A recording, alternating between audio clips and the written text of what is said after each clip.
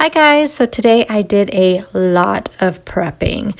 This week I decided to take a break from cooking every single day, so I am going to prep everything I will be eating for lunches and dinners this week.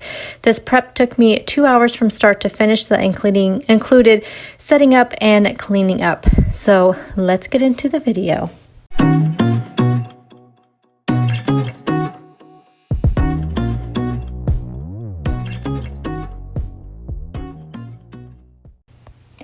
First up, I need to remove the meat from this rotisserie chicken.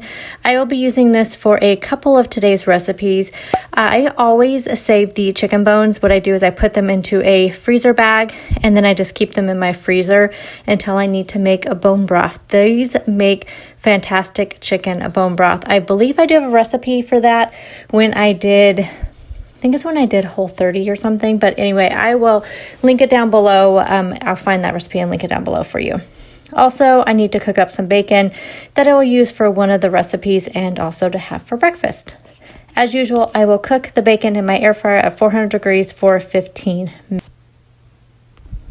Next is one of 4 or 5 new recipes in this week's video.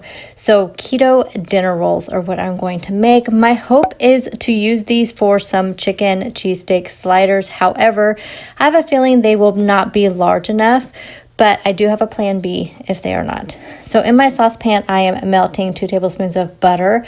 Once that butter is melted, I'm adding in 1 cup of shredded mozzarella cheese. I'm gonna stir this until the cheese is nice and melted. Once that cheese is melted, we're gonna transfer this to a bowl and start adding in the rest of the ingredients. The rest of the ingredients include a 1/4 cup of protein powder. I do use this unflavored whey protein powder. A 1/2 cup of coconut flour. 4 teaspoons of baking powder. 3 eggs. Some garlic powder, oregano, and salt. I'm going to stir this up until it's nice and combined. And just so you know, I did have to go in with my hands to get it all combined really well. I always seem to have to do that even for pizza dough. Just seems to work the best. And as I normally do with any recipe using coconut flour, I'm going to let this rest for about 10 minutes just to allow that coconut flour to absorb the rest of the ingredients. Going to divide this dough into 6 equal sections, which was kind of hard to do. I probably should have weighed my dough ball, divided it by 6, and then just weighed out each section. That's how I normally would have done it, but I just didn't want to get that scale out. I'm going to place these dough balls into a parchment-lined baking dish and bake them in a 350-degree oven for 25 minutes. And here are the rolls out of the oven. They definitely don't look like the picture on the recipe blog. I am going to try to remember to insert a picture right here so you can see that. I often doubt that pictures on recipe blogs, that they are really what they say they are. Like, I don't know. I feel like they're not usually giving a picture of what the actual recipe is. But regardless, these did taste good, but as I figured, they will not work for these sliders. But again, like I said, I have a backup plan. Next, I'm going to make some Pimento Cheese Chicken Salad, another new recipe. This will be good as a sandwich on keto bread, as lettuce wraps, or wrapped in a low-carb tortilla. In my bowl, I have 2 ounces of cream cheese. I'm going to go ahead and just take my mixer and whip that up a little bit before adding in the rest of the ingredients. Next, I'm adding in a 1/2 cup of mayo, a 1/4 cup of sour cream, 1.5 cups of shredded sharp cheddar cheese, some garlic powder, onion powder, paprika, and some salt and pepper. And lastly, I'm going to add in a 1/2 cup of canned pimentos. And then I'm going to take my mixer again and give that a good mix. And then I'm going to be adding in some of that rotisserie chicken that we shredded up earlier. I'm going to use my mixer to shred the chicken up. And this is my first time making this recipe. And you guys, it turned out really good. It is really, really tasty. I heard that you really should refrigerate this before eating it right away. So just keep that in mind. So I'm going to put that in the refrigerator and you guys will see how I use it through the week. Now going to work on the baked cracked chicken, again another new recipe. First I'm going to make the cream cheese mixture that will go on top of the chicken. I have 4 ounces of softened cream cheese. To that I'm adding in some garlic powder, onion powder, dried dill, and dried chives. You can also use like some ranch seasoning mix in place of all of those. I'm also going to add in 3 ounces of shredded Colby Jack cheese. Mix that up really well. Again, used my hands. The cream cheese wasn't quite as softened as it could have been. This recipe called for browning the chicken before putting it into the oven. So in my skillet, I have some olive oil heating up. To that, I'm adding in the chicken tenderloins. My Costco was out of chicken breasts and thighs when I went shopping this week, so I had to improvise and use tenderloins. So I did season the chicken before putting it into the skillet. I added on some garlic powder, onion powder, and some salt and pepper. So I'm going to go ahead and brown the chicken for a few minutes on each side and then transfer them into a greased baking dish. And now we're ready to top that chicken with the cream cheese mixture.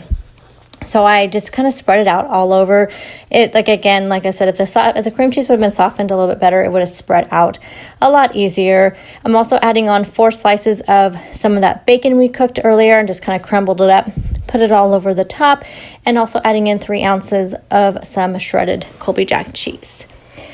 So this is going to bake uncovered for 15 minutes in a 375-degree oven. And with the magic of video, here it is out of the oven. This looks pretty amazing. I am adding on some diced green onion to the top, and this is going to make for a yummy lunch or dinner this week. Next up is another new recipe, Salsa Chicken. So to my bowl, I'm adding in 8 ounces of cream cheese, half of a cup of sour cream, and 1 cup of salsa. So I'm going to stir that really well until combined. And then I'm going to spread that mixture over the top of some chicken tenderloins that are in a greased baking dish. And then I'm going to top that off with 1 cup of shredded Colby Jack cheese. This is going into a 375-degree oven for about 25 to 30 minutes until the chicken is cooked through. And here it is out of the oven. I'm topping it with some fresh cilantro. When I serve this, I probably will have it with some additional sour cream and probably some like avocado garnished on top as well. So since the rolls didn't turn out as large as I hoped they would, I'm going to just make the chicken cheesesteak bowls instead of sliders. First, I need to chop up some bell peppers. I have a green bell pepper and a red bell pepper.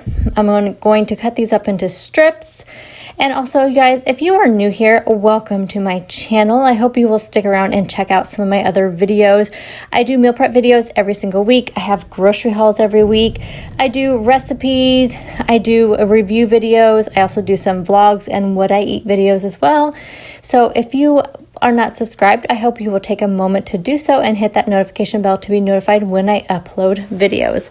Okay guys, so if you've made it this far in the video, let's go ahead and put that pepper emoji down there in the comment section. We are almost done. We're in the end stretch right now. So now that the peppers are sliced up, I'm going to saute them in some olive oil. Also going to add in just a little bit of diced onion to that as well. Once the peppers are cooked, I'm going to add in some of that rotisserie chicken. And to the top of the chicken and the veggie mixture, I'm going to add on 5 slices of provolone cheese. Put the lid on so the cheese can melt, and doesn't this look amazing? I have made this before, so I can tell you that it definitely tastes as good as it looks. And the last meal I'm going to make is going to be some taco meat that I will turn into quesadillas or taco salads. I have a pound of ground beef in my skillet. After ground beef has cooked most of the way through, I'm going to go ahead and add in the remainder of that salsa, which turned out to be about 1/4 cup or so, and also add in some homemade taco seasoning. Having this prepped will make for such a quick lunch or dinner. So 2 hours worth of meal prepping that will save me many more hours in the kitchen this week sounds like a good trade-off to me. I know prepping isn't for everyone, so I hope this video at least provided you with some new recipes to try soon, whether in meal prepping or for dinner or for lunches. And all the recipes will be linked down below. So thank you guys so much, as usual, for taking time out of your day to watch my video, and I will see you guys in the next one. Bye guys.